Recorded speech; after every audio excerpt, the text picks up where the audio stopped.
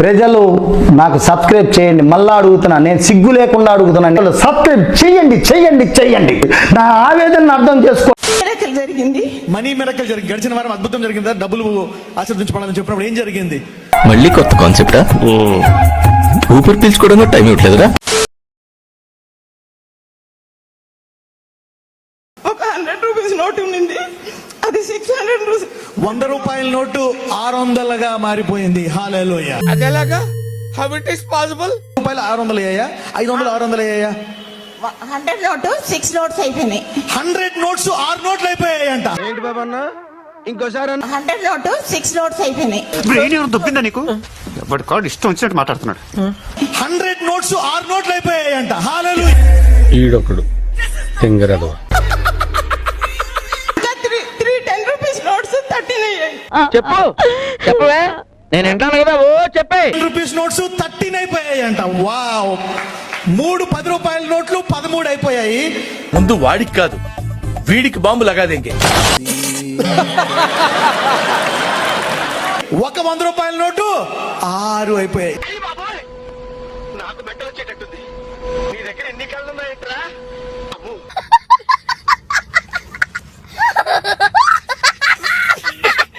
అలాగే వంట ఎవరు చేస్తారు మీ ఇంట్లో?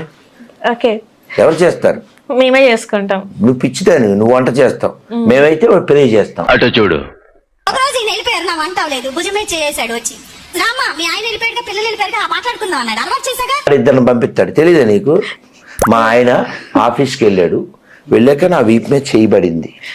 ఏమైంది? వంట అవ్వలేదు. అగుంట ప్రభా ఇవాళ వంట అవ్వలేదు అన్న. వంట అవ్వలేదంటే ఉండని 2 దూతలను పంపించాడు. అలా చాలా సార్లు జరిగింది. 2 దూతలను పంపించి వంట చేయించేశాడు. మేమిద్దరు కబుర్లు చెప్పుకున్నాం. అమ్మాయి ఏం టార్చర్. వెంటనే మా పీసు బాబు 2 దేవదూతలు పంపాడు, వాళ్ళు వంట చేశారు. కింద కామెంట్లు చదవాలరా నాగార్జున.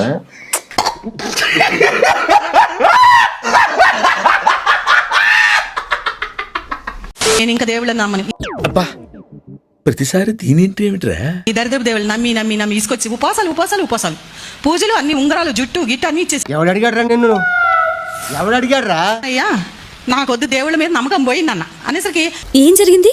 పెద్ద వెలుగు తెల్లారేసరికి 4ంటికి వచ్చేసింది ఇంట్లోకి. Jesus, you my God, what a surprise my Jesus.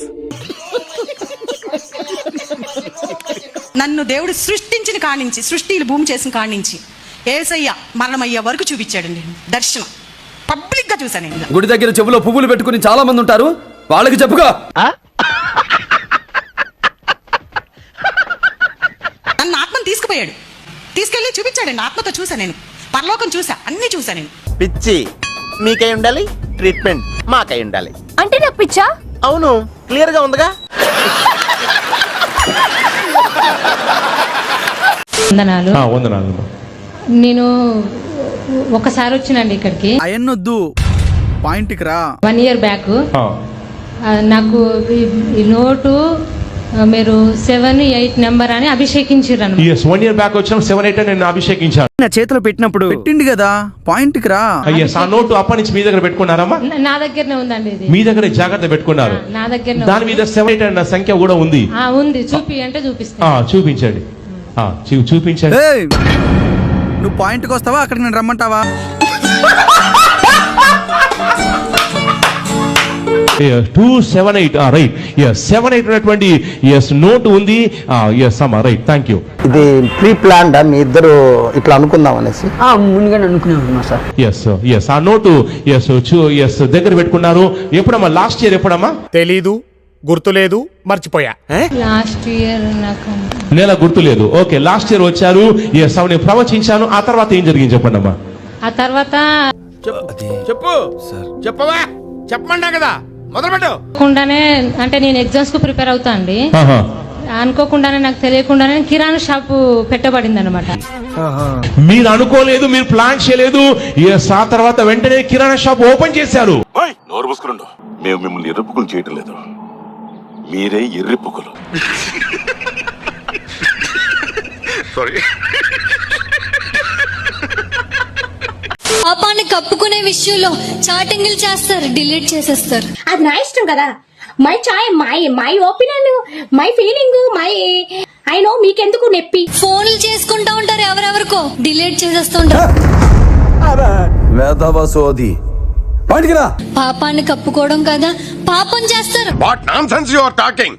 చేశాను అని అనుకోరు, కప్పేసుకుంటారు పాపాన్ని. అవునా అబ్బా. ఫోన్ లో అప్పుడు దాకా ఏవేవో చూస్తారు, ఎవరైనా చూసేస్తారు, హిస్టరీ క్లియర్ చేసేసి ఏదో పెట్టేస్తారు దేవుడిది. తెలిసిపోయిందా? మీ అందరికీ తెలిసిపోయిందా? సరే వదిలేయండి. పాపాన్ని కప్పేసుకుంటారు దేవుడికి దూరంగా ఉన్న వాళ్ళు. ఏమ్మా అలాంటి వాళ్ళకి మనశ్శాంతి ఎక్కడ దొరుకుతుంది?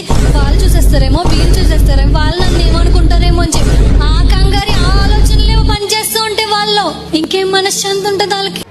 ఇప్పుడు మీరు చెప్తే తెలిసిందండి. ఉండదు. వాళ్ళు మొదటగా చెప్తున్నారు కదా, వాళ్ళ కాళ్ళు పాపం చేయడానికి పరిగెత్తుతాయంట. అయితే వెళ్ళి ఆయన కాళ్ళ మీద పడు.